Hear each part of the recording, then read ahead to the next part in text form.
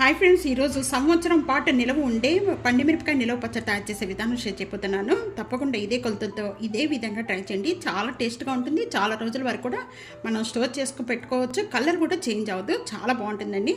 తప్పకుండా ఇదే విధంగా ట్రై చేసి మీకు ఎలా ఉందనేది కామెంట్స్లో తెలియజేయండి. రండి, ఇది ఎలా తయారు చేయాలో చూసేద్దాం. హాయ్ ఫ్రెండ్స్, నమస్తే. Welcome to Anu's kitchen. ఈరోజు సంవత్సరం పాటు నిలవ ఉండే పండిమిరపకాయ పచ్చడి తయారు చేసే విధానం షేర్ చేస్తున్నానండి. నాకు ఇక్కడ బిలాష్పూర్లో ఈ విధంగా పండిమిరపకాయలు దొరికినాయి. కేజీ పండిమిరపకాయలు తీసుకున్నాను. ముందుగా ఇవన్నీ కూడా తొడుములతోనే క్లీన్ చేసుకోవాలండి. పండిమిరపకాయలు ఇవి తొడుములు తీసి క్లీన్ చేసుకున్నారంటే ఈ వాటర్ అంతా కూడా లోపలికి వెళ్ళిపోతాయి, పచ్చడి పాడైపోతుంది.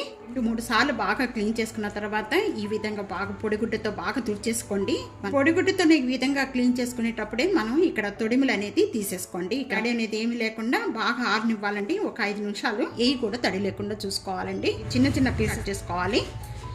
ఈ విధంగా పీసెస్ కట్ చేసేసి ఒక గిన్నెలో వేసేస్తున్నాను. 2 టేబుల్ స్పూను మెంతులు, 1 టేబుల్ స్పూను ఆవాలు, ఈ రెండు కూడా బాగా వేయించుకోవాలి. మంచి కలర్ వచ్చే వరకు కూడా. ఇక్కడ మెంతులు బాగా వేగపోతే బాగా చేదు వచ్చేస్తుంది. ఇవి బాగా చల్లారిపోయిన తర్వాత మిక్సీ జార్లో వేసుకొని బాగా మెత్తగా పౌడర్ చేసుకొని సైడ్ పెట్టేసుకోండి.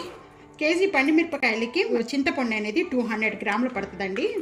దీంట్లో కానీ పీచు కానీ విత్తనాలు కానీ ఏమీ లేకుండా ఈ విధంగా సపరేట్ చేసేసుకొని మొత్తం కూడా నిమ్మకాయ అంతా చింతపండు ఈ విధంగా ఉండలాగా చేసుకోండి. జార్లో వేసేసుకొని బాగా మెత్తగా చేసేసుకోవాలి. చింతపండు ఈ విధంగా మెత్తగా చేసుకోవాలి. ఈ విధంగా మెత్తగా చేసుకున్న చింతపండులోని ఇక్కడ 200 గ్రామ్స్ నేను గల్లుప్పు యాడ్ చేస్తున్నాను. మీరు గల్లుప్పు లేకపోతే సాల్ట్ కూడా తీసుకోవచ్చండి. కానీ నిలవ చెట్లకి ఎప్పుడు కూడా గల్లుప్పు తీసుకుంటేనే బాగుంటుంది. పౌడర్ చేసుకున్నంతా కూడా దీంట్లోనే యాడ్ చేసేస్తున్నాను. మెత్తగా తిప్పుకోవాలి ఇదంతా ఒకసారి. ఈ విధంగా మెత్తగా చేసుకున్న వెంటనే 6 వెల్లుల్లిపాయ రెబ్బలు కూడా ఒకసారి మొత్తం మెత్తగా చేసుకుందాం. ఈ విధంగా మెత్తగా చేసుకున్నంతా కూడా నేను బౌల్లోకి యాడ్ చేసేస్తున్నాను. సేమ్ మిక్సీ జార్లోని ఇవన్నీ కొద్దిగా వేసుకొని బరగ్గా రుబ్బుకోవాలండి. ఈ విధంగా చేసుకోవాలి. ఈ విధంగా చేసుకోవడం వల్ల పండిమిరపకాయ పచ్చడి చాలా టేస్ట్గా ఉంటుందండి.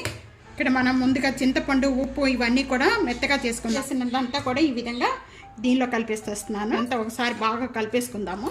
చింతపండులో ఇదంతా కూడా వేసిన వెంటనే కూడా కొద్దిగా వేసుకొని ఒకసారి మిక్సీ జార్ చేసేసుకుందామండి. ఇదంతా కూడా బాగా కలుస్తుంది.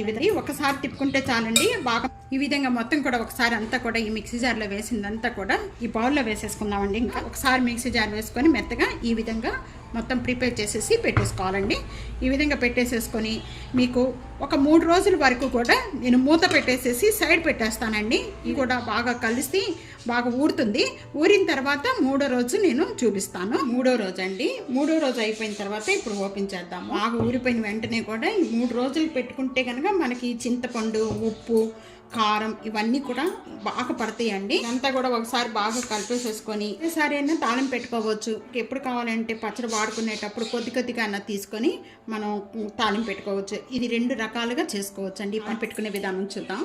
పచ్చడి తాళం పెట్టుకోవడానికి నేను ఇక్కడ 200 గ్రామ్స్ ఆయిల్ వేస్తున్నానండి. ఈ ఆయిల్ అనేది నువ్వు నూనె లేక పల్లి ఆయిల్ యూజ్ చేయాలి పచ్చళ్ళకి అనేది. అప్పుడే చాలా టేస్ట్గా ఉంటాయి. ఆయిల్ బాగా కాగిన వెంటనే 1 టేబుల్ స్పూన్ మినపప్పు, 1 టేబుల్ స్పూన్ శనగపప్పు, ఇవి కొద్దిగా వేగిన వెంటనే 1 టేబుల్ స్పూన్ జీరా, 1/2 టేబుల్ స్పూన్ ఆవాలు, 7 లేక 8 వెల్లుల్లిపాయ రెబ్బలండి కొద్దిగా కచ్చిపిచ్చిగా వేసి వేస్తా. 2 ఎండుమిర్చి మీడియం ఫ్లేమ్లో పెట్టి బాగా మంచి కలర్ వచ్చే వరకు కూడా వేగాలి. వేగిపోయిన వెంటనే కూడా ఇంకా స్టవ్ ఆన్ చేసేసుకొని కొద్దిగా కరివేపాకు యాడ్ చేస్తున్నాను. బాగా చల్లారిన తర్వాత ఈ తాలింపు అనేది మనం పచ్చళ్ళలో కలుపుకోవాలండి. తాలింపు అంతా కూడా బాగా చల్లారిపోయింది. చల్లారిపోయిన వెంటనే కూడా ఇప్పుడు ఈ పచ్చళ్ళలో కలిపేసుకుందాము. నిలువ ఉండే పచ్చళ్ళు ఇలాంటి గాజు సీసాల్లో కానీ లేకపోతే జాడీలో తీసుకోవడం వల్ల చాలా రోజుల వరకు స్టోర్ ఉంటాయి. కలర్ కూడా చేంజ్ అవ్వదు. చాలా టేస్ట్గా కూడా ఉంటాయండి ఎన్ని రోజులైనా కూడా. విధంగా తప్పకుండా ఇదే కొలతతో ట్రై చేసి మీకు ఎలా ఉందనేది నాకు కామెంట్స్లో తెలియజేయండి. ఫ్యామిలీతో, ఫ్రెండ్స్తో వీడియోని షేర్ చేస్తే వీడియోని లైక్ చేస్తూ ఉండండి. Thank you for watching.